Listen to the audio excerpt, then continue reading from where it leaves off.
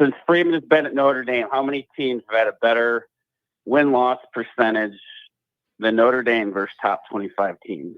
It's probably only a couple. Doesn't it have to be only a couple, right? A few, maybe? Yeah, only one. Georgia. Wow. Georgia's 14-4, and Freeman is 14-5. Jeez, and then you ended up beating him in the playoff in that moment to the only team that has a better record than you in that area. That's pretty darn good. Even Ohio State's a little lower. Yeah, I think they are the one less win, or they're tied. I don't remember, but Georgia's only one less loss. And then, so next one, since Freeman's been at Notre Dame, how many teams have more postseason wins than Notre Dame? Again, it's only got to be a couple, right? That is 0. We've got the most. We're 5-1, and all the others, Georgia's 3-1, Ohio State's 4-2, and then just for perspective of competitiveness, the Freeman's been at Notre Dame. How many teams have a better record against the spread? Oh, I know. He may be the best. They may actually be the best on that one. I saw a stat, I think, late in the year last year that was surprisingly in Notre Dame's favor. They got to be 1 or 2 in that area. Yeah, they're number 1. They're 28-12 against the spread. I thought, man, those are good stats. So, Mark. I mean, what do you take of this? Those 3 things. Think about. What do you make of this? It's completely narrative change. It's not just that one last. Just last year, it's a complete narrative change. Before he was there, think about what the problem was, specifically with Kelly, but going back 30 years, it was all of the big games. And, that problem solved. Now we don't have a big game problem. The problem is Ohio State is a big game. So we have an Ohio State problem. You remove those, I think he's 14-12 against top 25 teams. Man, it's complete 360 spin of what we were bitching about prior to him taking this job. He's been a coach for 3 years. He's completely changed the narrative. So it just kind of speaks to my point that the excitement level is justified. There's good reason to be optimistic. That's my question, Mark. Mark, that's my question. Does it feel like we're living in the reality that matches those impressive stats?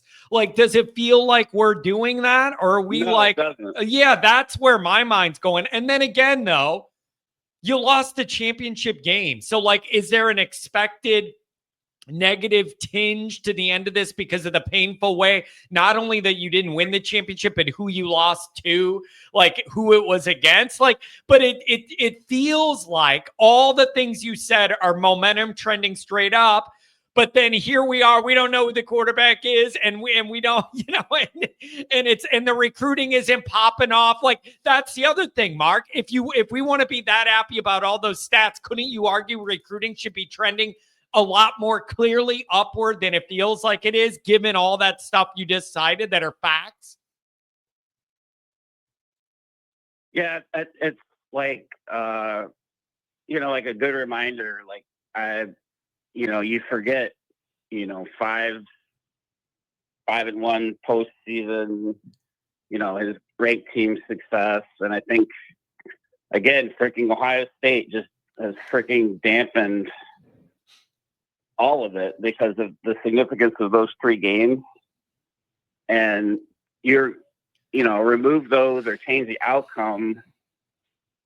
I feel like it's all the more obvious, but as it is, you can't, these numbers are kind of undeniable. And I feel like just this recent year, we've got the credibility and everyone's, referring to that. But if you even want to go back further, I mean, just this 3-year sample size, it kind of sums up like the progression and Yeah. it was kind of eye-opening to see it, but then it was also kind of just like solidifying what we already knew. Yeah, and you're right. The biggest knock on Kelly ended up being, the big game record was horrible, and the top 10 record was horrible, and the top 5 record was more horrible. And it wasn't just wins and losses. Many of them were nowhere near close. That was an issue too. It wasn't like, oh, you didn't get over the hump. A lot of them were blowouts.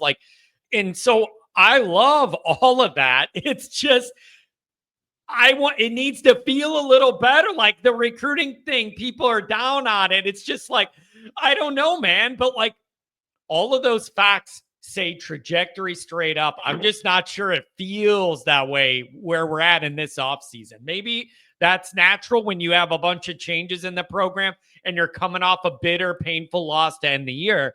Maybe that's just how it does feel. I don't know. Yeah, and the playoff run to me just felt like all-time program vibes where, before when we, with Kelly, when we were going into, Alabama or Clemson, like, I don't think we had any confidence.